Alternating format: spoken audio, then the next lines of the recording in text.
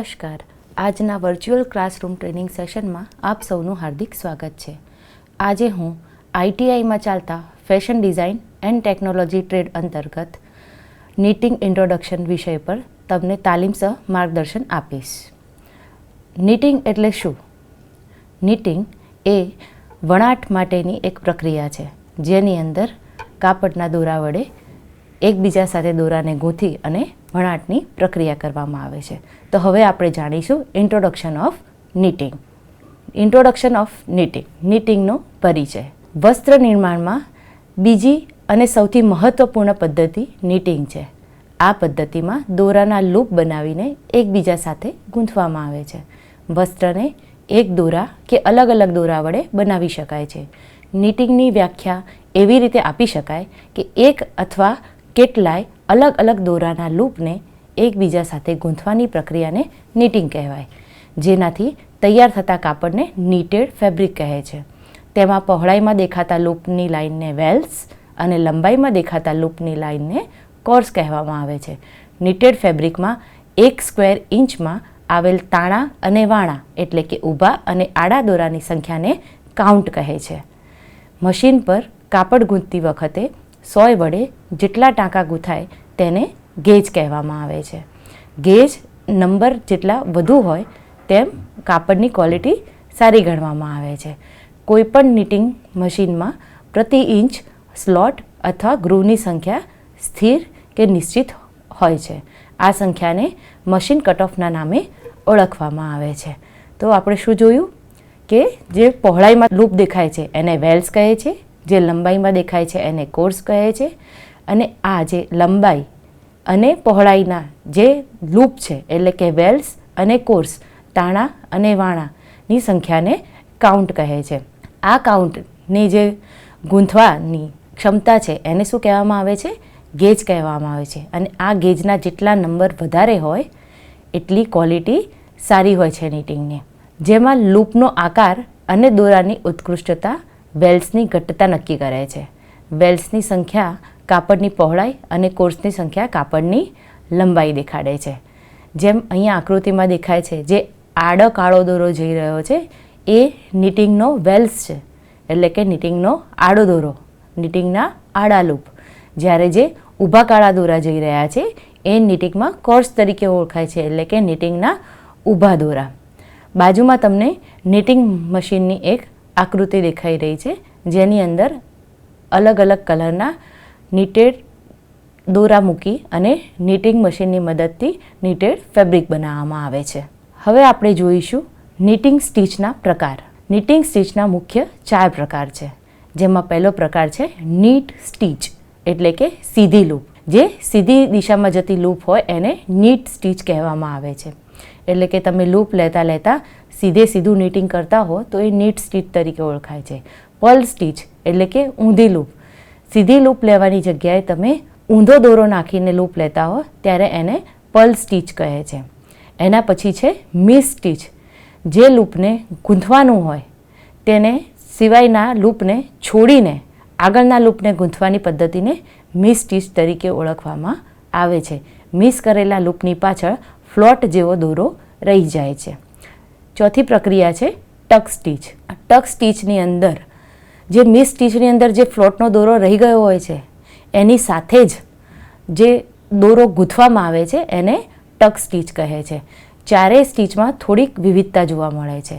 આ તમામ સ્ટીચમાં દોરાનું મહત્ત્વ છે અને સાથે સાથે સોયનું પણ મહત્ત્વ છે. દરેક લૂપને ગૂંથવા માટે મશીનમાં સોયો લગાવેલી હોય છે, જેના અલગ અલગ પ્રકાર છે. મશીન નીટિંગમાં વપરાતી નીડલો. હવે આપણે મશીન નીટિંગમાં વપરાતી નીડલના પ્રકાર જોઈશું, જેમાં સૌથી પહેલો પ્રકાર છે લેચ નીડલ. તમને આકૃતિમાં દેખાતી હશે એમ એક ઊભો સળિયો કે જેના ઉપરની બાજુથી વળેલો છે, જેને એનું હૂક કહેવામાં આવે છે, અને નીચેની બાજુ એક લેચ જેવો ટ્રાયેંગલ આપેલો છે. આ સોય દ્વારા રફ કાપડનું નિર્માણ થાય છે. તેના ઉપરના ભાગમાં હૂક હોય છે અને નીચેના ભાગમાં લેચ હોય છે, એટલા માટે જ તેને લેચ નીડલ કહે છે. હૂકની અંદર દોરાને પરોવી અને ખેંચવામાં આવે છે અને લૂપ બનાવે છે, જેનાથી નીટિંગની પ્રક્રિયા થતી હોય છે. ત્યારબાદ છે સ્પ્રિંગ બિયર્ડ નીડલ. આ નીડલનો ઉપયોગ કાપડને ગાંઠું ગૂંથવા માટે થતો હતો. અત્યારના હાલના જમાનામાં આ નીડલનો વધારે ઉપયોગ થતો નથી. તેના ઉપરના ભાગમાં હૂક લગાવેલું હોય છે, જેને બિયર્ડ કહેવામાં આવે છે. તેમાં દોરાનું લૂપ ફસાવવામાં આવે છે અને બીજા દોરાની અંદરથી પસાર કરવામાં આવે છે. નીડલની જાડાઈ અને દોરાને આધારે રાખવામાં આવે છે. જેટલો દોરો જાડો એટલી જ નીડલની જાડાઈ વધારે. Compound needle. હાલમાં આ નીડલનો સૌથી વધારે ઉપયોગ થતો હોય છે. એટલે કે મશીન નીડલની અંદર દરેક જગ્યાએ અત્યારમાં કમ્પાઉન્ડ નીડલ જ વપરાય છે. તેનાથી કાપડનું ગૂંથણ એકદમ ઝીણું અને ઘાટું થતું હોય છે. જ્યાં જ્યાં મશીન નીટિંગનો ઉપયોગ થતો હોય છે ત્યાં બધે જ કમ્પાઉન્ડ નીડલ વપરાય છે. અને એટલા જ માટે અત્યારે હાલ આપણે નીટેડ મટીરિયલ જે મળે છે એ બધા એકદમ ઝીણા ગૂંથણવાળા હોય છે અને એકદમ નજીક નજીક હોવાથી તે વધારે ગરમ હોય છે. ત્યારબાદ આપણે જોઈશું નીટિંગના પ્રકાર. નીટિંગના મુખ્ય 2 પ્રકાર છે, વેફ નીટિંગ અને વાર્પ નીટિંગ. વેફ નીટિંગ તેને ફિલિંગ નીટ પણ કહેવામાં આવે છે. કાપડની આરપાર બાજુમાં લૂપ બનાવવાની પદ્ધતિ એટલે વેફ નીટિંગ. વેફ નીટિંગ હાથ અને મશીન બંને દ્વારા કરી શકાય છે. તે 2 સોયની મદદથી કરવામાં આવે છે. તેના માટે સર્ક્યુલર અને ફ્લેટ બેડ મશીનનો ઉપયોગ થાય છે. વેફ નીટિંગની સીધી બાજુ વી શેપની લાઇન બનાવી હોય છે તેવી દેખાય છે. વેફ નીટના નિર્માણમાં મુખ્ય 4 ટાંકાઓનો ઉપયોગ થતો હોય છે. જે વેફ નીટ છે એ હાથ અને મશીન બંનેથી થાય છે. હાથથી તમે જોયેલું હશે કે હાથના 2 સોયાઓથી પહેલાંના જમાનાઓમાં બધા સ્વેટર ગૂંથતા હતા.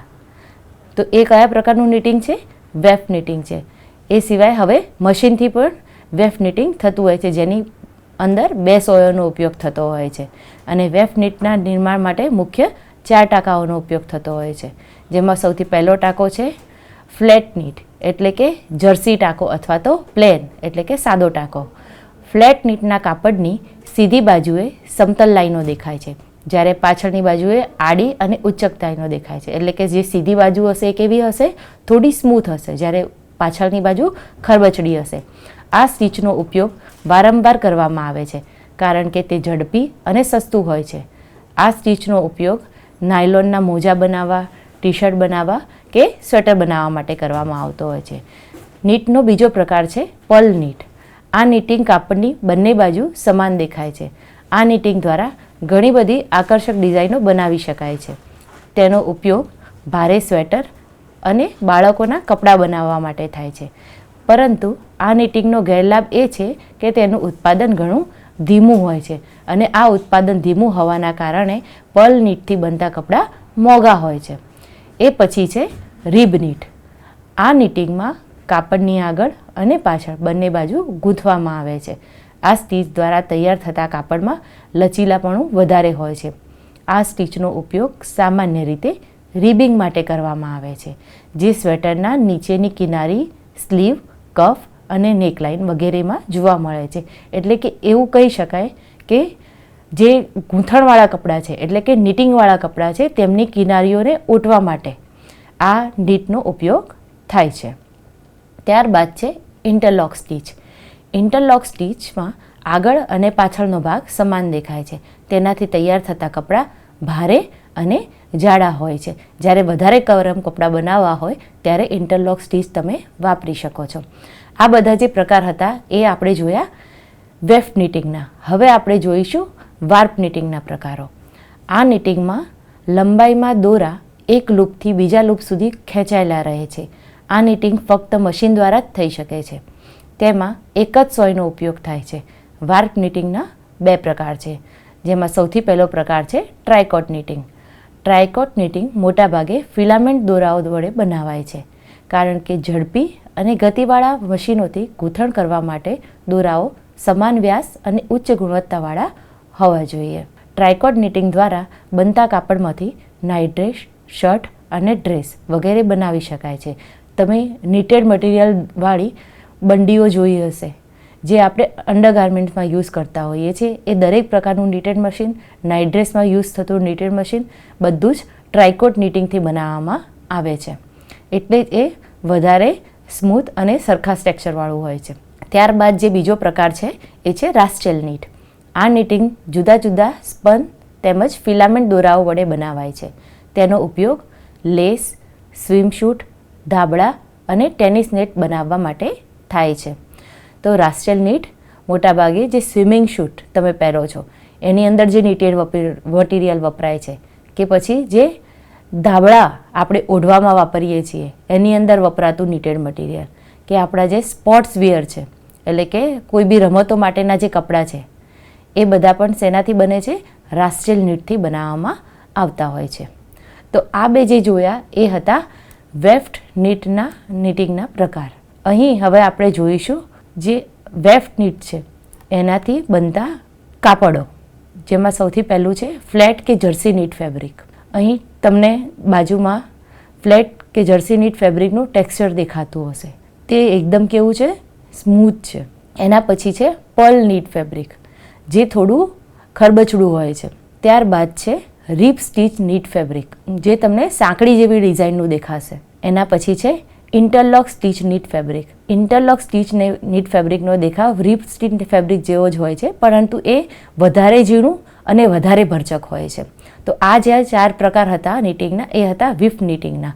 હવે જે જોઈશું એ હશે વાર્પ નીટિંગના પ્રકારો. આ જે છે એ છે ડબલ નીટ ફેબ્રિક, એટલે કે એમાં એક સાથે ડબલ નીટનું ફેબ્રિક બનાવવામાં આવે છે, એટલે એક સાથે 2 વખત ગૂંથી અને જાડું નીટિંગ કરવામાં આવે છે. એના પછી છે વાર્પ નીટેડ ફેબ્રિક, એટલે કે દોરાઓનો વધારે ઉપયોગ કરી અને જે નીટિંગ કરવામાં આવે છે એને વાર્પ નીટેડ ફેબ્રિક કહે છે. ત્યાર પછી છે ટ્રાયકોટ નીટ ફેબ્રિક, જેનું ટેક્સચર તમને બાજુમાં દેખાઈ રહ્યું છે, જે એકદમ જાડીવાળું હોય છે. ત્યારબાદ છે રાસ્ટેલ નીટ ફેબ્રિક. રાસ્ટેલ નીટ ફેબ્રિકનું સૌથી સુંદર ઉદાહરણ તમને નેટ ગાર્મેન્ટની અંદર જોવા મળશે, અથવા તો નાના બાળકોની જે ગાર્મેન્ટ હોય છે એની અંદર જે કિનારી ઉપર લેસ લગાવેલી હોય છે, એ લેસમાં જે ગૂંથણ કરવામાં આવેલું હોય છે એ શું છે? રાસ્ટેલ નીટ છે. અને રાસ્ટેલ નીટ દ્વારા એ લેસનું નિર્માણ થતું હોય છે. ત્યારબાદ છે cable knit fabric. Cable knit fabric એ નીટિંગનું એક ડેકોરેટિવ રૂપ છે, જેની અંદર અલગ જ પ્રકારની ડિઝાઇન ઉપસી આવતી હોય છે. ત્યારબાદ છે બર્ડ આઈ નીટ ફેબ્રિક. તો તમે ઘણા એવા ટી શર્ટ જોયેલા હશે, જે તમે મોટાભાગે સ્વિમિંગ વેરમાં કે તમારા જે સ્પોર્ટ્સ વિયર હોય છે એની અંદર વાપરતા હો છો. તો એ બધા ટી શર્ટ્સ કેવા હોય છે? જેમાં વચ્ચે ઝીણા એકદમ ના દેખાય એવા કાણા હોય છે, એટલે જ એને બર્ડ આઈ નીટ ફેબ્રિક કહે છે, જેની અંદરથી હવાની અવરજવર થઈ શકે છે, જેથી કરીને વ્યક્તિ સરળતાથી સ્વિમિંગ કરી શકે છે અથવા તો સરળતાથી રમી શકે છે કોઈ બી રમતને. એના પછીનો છે પોઇન્ટેલે નીટ ફેબ્રિક. પોઇન્ટેલે નીટ ફેબ્રિક એ નીટ ફેબ્રિકનું એક વેરિએશન છે. એ જ રીતે ઇન્ટારસિયા નીટ ફેબ્રિક એ બી જે નીટ ફેબ્રિક છે એનું વેરિએશન છે. ત્યારબાદ છે જેકાર્ડ નીટ ફેબ્રિક. જેમ જેકાર્ડ વણાટની અંદર ડિઝાઇન પ્રમાણે તાણા અને વાણા ગોઠવી અને કાપડ બનાવવામાં આવતું હતું, એ જ રીતે જેકાર્ડ નીટની અંદર ડિઝાઇન પ્રમાણે ઊભા અને આડા લૂપને ગોઠવી અને ડિઝાઇન બનાવવામાં આવે છે. એના પછીનો જે પ્રકાર છે એ છે નીટેડ ટેરી ફેબ્રિક. આ એક એવા પ્રકારનું નીટેડ ફેબ્રિક છે જેમાં ઉપરની બાજુ લૂપ નીકળેલા દેખાય છે, એટલે કે તમે જો એને અડશો તો ઉપરની બાજુ સહેજ રેસા નીકળેલા હશે એવું લાગશે, અને નીચેની બાજુથી તમને ઇન્ટરલોક કરેલું હશે એ ટાઈપનું ટેક્સચર દેખાશે.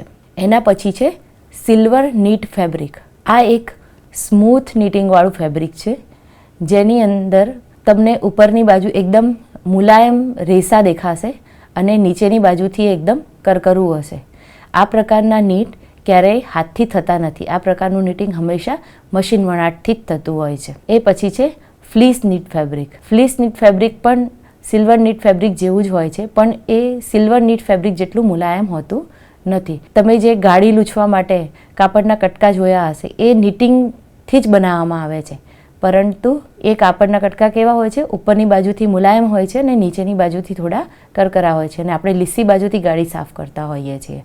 તો ડસ્ટિંગ ક્લોથ છે જે એ બધા જ કેવા પ્રકારના નીટિંગથી બને છે? ફ્લીસ નીટિંગ મટીરિયલથી. તો આ જે પ્રકાર જોયા એ આપણે જોયા વેફ્ટ અને વાર્ફ નીટિંગમાંથી બનતા અને ઇન્ડસ્ટ્રીયલની અંદર વપરાતા નીટિંગ મટીરિયલ્સ. હવે આપણે જોઈશું કાપડનું ફિનિશિંગ. કાપડનું ફિનિશિંગ, નીટેડ કાપડનું ફિનિશિંગ 2 રીતે કરવામાં આવે છે, મેકેનિકલ ફિનિશ દ્વારા અને કેમિકલ ફિનિશ દ્વારા. મેકેનિકલ ફિનિશ, આ ફિનિશિંગમાં મુખ્યત્વે 4 પદ્ધતિઓ વાપરવામાં આવતી હોય છે. કાપડને મેકેનિકલી ફિનિશ કરવા માટે સૌથી પહેલાં એના ઉપર બ્રશિંગની પ્રક્રિયા કરવામાં આવતી હોય છે. આ પદ્ધતિમાં કાપડની કિનારી અને વચ્ચેના ભાગમાં જ્યાં દોરા તૂટી ગયા હોય ત્યાં તેને કાપીને અથવા તો બ્રશ દ્વારા સાફ કરવામાં આવે છે. તેમાં વાયર રોલરનો ઉપયોગ થાય છે. આ પ્રક્રિયામાં કાપડને વાયર રોલર્સ વચ્ચેથી પસાર કરવામાં આવે છે, જે તૂટેલા દોરાઓને સાફ કરીને કાપડને મુલાયમ બનાવે છે. એટલે કે બ્રશિંગની પદ્ધતિની અંદર બ્રશવાળા જે દાંતા હોય એવા રોલરની વચ્ચેથી કાપડને પસાર કરતાં કાપડની કિનારીઓ ઉપર કે કાપડની વચ્ચે કોઈ બી તૂટેલા દોરા હોય અથવા તો કોઈ રેસા ઉપસીને આવ્યા હોય એ બ્રશ દ્વારા નીકળી જાય છે ને કાપડ વધારે મુલાયમ થઈ જતું હોય છે. પરંતુ આ રીતે કાપડ શું થઈ જાય છે? નબળું થઈ જાય છે, કારણ કે ઘણી વખતે જે નીટિંગની અંદરના રેસા હોય છે એ બી બ્રશ દ્વારા ખેંચાઈ જતા હોય છે. બીજી જે પદ્ધતિ છે એ છે કેલેન્ડરિંગની. તે સરળ અને સાધારણ પ્રક્રિયા છે. તેનો ઉપયોગ કાપડની બનાવટને સુધારવા માટે થાય છે. આ પદ્ધતિમાં કાપડને ગરમ રોલર્સની વચ્ચેથી પસાર કરવામાં આવે છે. તેના દ્વારા કાપડમાં રહેલી કરચલીઓ દૂર થાય છે અને કાપડ મુલાયમ અને ચમકીલું બને છે. આવા કાપડને ડ્રાયક્લિંગ કરાવવા જોઈએ નહીં, નહીંતર તેનું ફિનિશિંગ દૂર થઈ જાય છે. તો આ પ્રક્રિયામાં શું કરવામાં આવે છે? તો 2 રોલરની વચ્ચેથી ગરમ વરાળ સાથે કાપડને પસાર કરવામાં આવે છે, જેનાથી એની જે ઉપરની સપાટી હોય છે એકદમ લીસી થઈ જાય છે અને એકદમ એની જે કરચલીઓ હોય છે એ દૂર થઈ જાય છે. પણ જો આવા કાપડને તમે ડ્રાયક્લિંગ કરાવો તો એ રિંકલ્સ એટલે કે એ કરચલીઓ પાછી આવી જતી હોય છે અને એનું ફિનિશિંગ જતું રહેતું હોય છે. એટલે કે આ ફિનિશિંગ એકદમ ટેમ્પરરી હોય છે. હવે પછીની પ્રક્રિયા છે એમ્બોસિંગ. આ કાર્ય મશીન અને રસાયણ બંને દ્વારા કરવામાં આવે છે. આ પ્રક્રિયામાં કાપડ પર રસાયણ લગાવી ગરમ અને ઉપસાવેલી ડિઝાઇનવાળા રોલર્સ વચ્ચેથી પસાર કરવામાં આવે છે, જેનાથી કાપડ પર સુંદર ડિઝાઇન ઉપસી આવે છે. એમ્બોસિંગની પ્રક્રિયા એવી છે કે તમે જ્યારે કાપડને રોલર પરથી પસાર કરો છો ત્યારે રોલર પર જે ડિઝાઇન છાપેલી હોય એ કાપડની ઉપર છપાઈ જતી હોય છે. તમે ઘણી વખત જોયેલું હશે કે કોઈ એવા કાપડ હોય કે કોઈ એવી ટી શર્ટ્સ હોય કે જેની અંદર શું હોય છે? ડિઝાઇન ખાલી ઉપસાવેલી હોય છે, એની ઉપર કોઈ પ્રિન્ટ કરેલી કે કોઈ કલર કરેલી હોતી નથી. તો એ શેના દ્વારા થાય છે? એમ્બોસિંગ દ્વારા. આનો ઉપયોગ ઊન સિવાયના કોઈ પણ નીટેડ મટીરિયલમાં કરવામાં આવે છે. હવે પછીની પ્રક્રિયા છે શ્રિંકેજ. બનાવટ સમયે કાપડ ખેંચાતું હોવાથી વાંકું ચૂકું થઈ જાય છે. તેને સરખું કરવા માટે વરાળવાળા કન્વેયર બ્લેડ પરથી પસાર કરવામાં આવે છે, જેથી કાપડ સંકોચાતું નથી. એટલે કે નીટેડ મટીરિયલ મોટાભાગે શું થતા હોય છે? તમે સ્વેટર બી લાવો છો ઘરે તો શું થતું હોય છે કે કાપડ અમુક સમય ખેંચાઈ જતું હોય છે, એટલે કે સ્વેટર ટૂંકા થઈ જાય છે. તો એ વખતે આ શ્રિંકેજની પ્રોસેસ કરેલા જો મટીરિયલ હોય તો શ્રિંકેજનો ઇસ્યુ આવતો નથી. એના માટે શું કરવું પડે છે? રોલરની ઉપરથી એ નીટેડ મટીરિયલને પસાર કરવું પડતું હોય છે અને એ વખતે એના ઉપર ગરમ વરાળ આપવામાં આવતી હોય છે. ગરમ વરાળ આપ્યા બાદ એ નીટેડ મટીરિયલને 2 રોલર વચ્ચેથી દબાણપૂર્વક પસાર કરવાથી એ મટીરિયલ શ્રિંક થતું નથી અને શ્રિંકેજની પ્રોસેસ પૂર્ણ થાય છે. હવે પછી જે છે એ છે કેમિકલ એટલે કે રાસાયણિક ફિનિશ. આગળ જે જોયા એ બધા હતા મેકેનિકલ ફિનિશ. કેમિકલ ફિનિશની અંદર સૌથી પહેલું જે ફિનિશ છે એ છે સંકોચન અવરોધક. આ પ્રક્રિયામાં કાપડ પર ક્લોરીન લગાવવામાં આવે છે, જેથી કાપડ સંકોચાય નહીં અને મશીનમાં ધોવા યોગ્ય બને. ક્લોરીન મોટાભાગે ઊનના કાપડ પર લગાવવામાં આવે છે, જેથી તે ધોતા સંકોચાતા નથી. એટલે કે જો ઊનના મટીરિયલ ઉપર ક્લોરીન લગાવીને પ્રોસેસ કરીને એને બનાવવામાં આવી હોય તો ઊન વડે બનેલા કપડાં સંકોચાતા નથી. એટલે કે સંકોચન અવરોધક મટીરિયલ. એ પછી છે બ્લીચિંગ. તે એક રાસાયણિક પ્રક્રિયા છે જે કાપડ અને રેસા પર કરવામાં આવે છે, જેથી કાપડની સફેદી જળવાઈ રહે છે. ઊન માટે હાઇડ્રોજન પેરોક્સાઇડ અને અન્ય નીટેડ મટીરિયલ માટે સોડિયમ હાઇડ્રોક્લોરાઇડ બ્લીચિંગનો ઉપયોગ થાય છે. આ કાપડ પર બ્લીચિંગ સાવધાનીપૂર્વક કરવું જોઈએ. બ્લીચની વધુ માત્રાથી કાપડને નુકસાન થાય છે. આ પ્રક્રિયાથી કાપડની મજબૂતી ઘટે છે. એટલે કે બ્લીચિંગની પ્રોસેસ કાપડના જે રેસા હોય છે એને નબળા બનાવી દે છે. એ એની અંદરની ગંદકી દૂર તો કરે છે, એને વધારે સફેદ તો બનાવે છે, પણ સાથે સાથે એની જે ચમક હોય છે અને એની જે મજબૂતાઈ હોય છે એને ઓછી કરી નાખતી હોય છે, જેથી બ્લીચિંગ કરેલા કપડાં જલ્દીથી ફાટવાની શક્યતા રહે છે. એના પછી છે એન્ટી ફેલ્ટિંગ. તે લિક્વિડ આધારિત ફિનિશિંગ છે. ઊનને સંબંધી ઉત્પાદનો પર તેનો ઉપયોગ કરવામાં આવે છે. તેના વડે રેસા મુલાયમ બને છે અને તે રેસાની નાની નાની ગોળીઓ બનતી અટકાવે છે. ઊનના કપડામાં સૌથી મોટામાં મોટો પ્રોબ્લેમ છે નાની નાની ગોળીઓ બની જતી હોય છે એની ઉપર. તો એન્ટી ફિલ્ટિંગના ઉપયોગથી તમે શું કરી શકો છો? કાપડ પર એ નાની નાની ગોળીઓ ના બને એ રીતે એને રાસાયણિક પ્રક્રિયામાંથી પસાર કરી અને કાપડને વધારે સુંદર બનાવી શકો છો. હવે આગળ જોઈશું મોથ પ્રૂફિંગ. કેટલાક કાપડમાં કીડા પડી જતા હોય છે. આથી કાપડને કીડાથી બચાવવા કાપડ પર ફ્લોરાઇડ અને સિલિકોનનું મિશ્રણ લગાવવામાં આવે છે. આમ તો આ અસ્થાયી અને ક્ષણિક ઇલાજ છે, પરંતુ આ ફિનિશિંગ વડે કીડાઓ કાપડને ખરાબ કરતા નથી. એટલે કે મોથ પ્રૂફિંગ એક એવી પ્રક્રિયા છે કે જેની અંદર કેમિકલને કાપડ પર લગાવવામાં આવે છે અને એ કેમિકલના લીધે જે કીડા છે એ કાપડને ખરાબ કરતા નથી, પરંતુ આ એક ક્ષણિક ઇલાજ છે. જેવું તમે એ કપડાને ધોશો એવું એ કેમિકલ નીકળી જશે અને પછી ફરીથી તમારે એ કાપડને સાચવવા માટે ફરીથી એના ઉપર મોથ પ્રૂફિંગ કરાવવું પડશે. ત્યારબાદ છે સ્કોરિંગ, એટલે કે એક કાપડને સ્વચ્છ કરવું. વણાટ સમયે વસ્ત્રો પર મીણ જેવા પદાર્થ ચોંટતા હોય છે. તેને હટાવવા માટે રસાયણયુક્ત એક દ્રાવણ બનાવવામાં આવે છે, જે દ્રાવણથી કાપડની અશુદ્ધિ નીકળી જાય છે અને કાપડ ચમકદાર બને છે. સ્કોરિંગની પ્રક્રિયાની અંદર વણાટ સમયે કાપડ પર લાગી જતા કોઈ પણ ચીકણા પદાર્થો કે પછી વધારાના રેસાઓને રસાયણ દ્વારા ધોઈ અને એ અશુદ્ધિઓને દૂર કરીને કાપડની ચમકને પાછી લાવવામાં આવતી હોય છે. આગળની જે પ્રક્રિયા છે એ છે ટેન્ટરિંગ. કાપડના વણાટ વખતે તેના ખેંચાણને લીધે કાપડ આડું કે ત્રાંસું થઈ જાય છે. નીટેડ મટીરિયલમાં મોટાભાગે આ ઇસ્યુ થતા હોય છે. જ્યારે બી કાપડનું વણાટ થતું હોય ત્યારે એક કાપડ ક્યાંયથી બી ખેંચાઈ જાય તો એકદમ ત્રાંસું બની જતું હોય છે. તેને સરખું કરવા માટે આ પ્રક્રિયા કરવામાં આવે છે. આ કાર્ય મશીન દ્વારા કરવામાં આવે છે. તેની લંબાઈ 20થી 90 ફૂટ એક હૂકવાળી ફ્રેમ લાગેલી હોય છે. એટલે કે દરેક 20થી 90 ફૂટના અંતરે એક એક હૂક લાગેલું હોય તેવી ફ્રેમ બનાવેલી હોય છે. તેમાં કાપડને લટકાવી તેને વરાળ આપવામાં આવે છે, જેથી તે સીધું થઈ જાય છે. એટલે કે હૂક પર કાપડને લટકતું કરી નીચેની બાજુથી એને વરાળ આપવામાં આવે છે.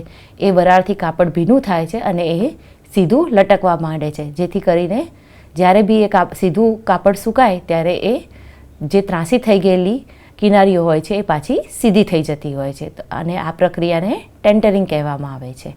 ત્યારબાદ છે સનફોરાઇઝિંગ. આ પ્રક્રિયા શ્રિંકિંગ જેવી જ હોય છે. એટલે કે આગળ જે આપણે શ્રિંકેજની પ્રક્રિયા જોઈ તેવી જ.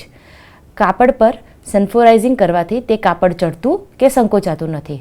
કાપડના વણાટના સમયે કેટલીક પ્રક્રિયાઓ દરમિયાન કાપડ લાંબુ થઈ જાય છે, જેના પર સનફોરાઇઝિંગ કરવાથી તે તેની મૂળ સ્થિતિમાં આવી જાય છે. તેમાં કાપડને વરાળ દ્વારા ગરમ કરેલા સિલિન્ડર તથા ધાબળાઓ વચ્ચેથી પસાર કરવામાં આવે છે. એટલે કે એક ગોળ લાંબુ સિલિન્ડર લેવામાં આવે છે, જેની ઉપર નીટેડ મટીરિયલ પાથરવામાં આવે છે અને એની ઉપર ગરમ ધાબળો રાખી અને એને પ્રેસ કરીને વચ્ચેથી નીટેડ મટીરિયલને પ્રસાર કરવામાં આવે છે, જેથી વરાળથી કાપડ ભીનું થઈ અને સીધું થઈ જાય છે. તો સનફોરાઇઝિંગની પ્રક્રિયા એ પણ શ્રિંકિંગની પ્રક્રિયા જેવી જ હોય છે. હવે સૌથી છેલ્લી પ્રક્રિયા ફેબ્રિક નેપિંગ. ઊનના કાપડ પર મશીનમાં કાંટાળા તાર દ્વારા કાપડના રેસાને ઊભા કરી તેને કાપી સરખા કરવામાં આવે છે. ફ્લાનીન અને ફરનું કાપડ આ રીતે બને છે. ઘણીવાર કાપડની ખામીને છુપાવવા માટે પણ આ રીતનો ઉપયોગ થાય છે. તો ફેબ્રિક નેપિંગની અંદર શું કરવામાં આવે છે? તો ઊનના કાપડ પર મશીનમાં કાંટાળા જે દાંતા હોય છે એના દ્વારા એના ઉપર જે ઊભા થઈ ગયેલા રેસા હોય છે, ઊનમાં તમે જોયું હશે કે મોટા ભાગે એવા રેસા ઊભા થઈ ગયેલા હોય છે, તો એ રેસાને કાપી નાખવામાં આવે છે અને ત્યારબાદ શું કરવામાં આવે છે? એ મટીરિયલને ફરના કાપડ તરીકે ઉપયોગ કરવામાં આવતું હોય છે. આવું કાપડ તમે ઘરે બી ઊનનું મટીરિયલ વાપરી અને બનાવી શકતા હોવ છો. તમે પોમ્પોમ ક્યારેક બનાવ્યા હશે તો એ પોમ્પોમ પણ આ જ એક પ્રક્રિયાનો ભાગ છે, જેમાં ફેબ્રિક નેપિંગની પ્રક્રિયા થાય છે એમ કહી શકાય. તો આજે આપણે નીટિંગની અંદર નીટિંગનો પરિચય મેળવ્યો, એના પ્રકાર વિશે જાણ્યું. ત્યારબાદ નીટિંગ મટીરિયલમાં જે અલગ અલગ પ્રકાર નીટની પ્રક્રિયાઓ થાય છે એ જોઈ. નીટિંગની અલગ અલગ પ્રક્રિયાઓથી બનતા નીટેડ મટીરિયલ જોયા કે જે મોટાભાગે ઇન્ડસ્ટ્રીની અંદર વપરાતા હોય છે. ત્યારબાદ આપણે જોયું કે નીટેડ મટીરિયલની અંદર જે પ્રોસેસ દરમિયાન ખામીઓ ઉત્પન્ન થઈ હોય કે બીજું જે બી ખરાબી આવી હોય એ દૂર કરવા માટે એની અંદર જે મેકેનિકલ કે કેમિકલ પ્રોસેસ કરવામાં આવતી હોય છે એ પણ આપણે જોઈએ. તો આજે આપણે નીટિંગ વિશે પૂરેપૂરો પરિચય મેળવ્યો. આપ સૌએ મને શાંતિપૂર્વક સાંભળી એ બદલ આપ સૌનો ખૂબ ખૂબ આભાર. Thank you.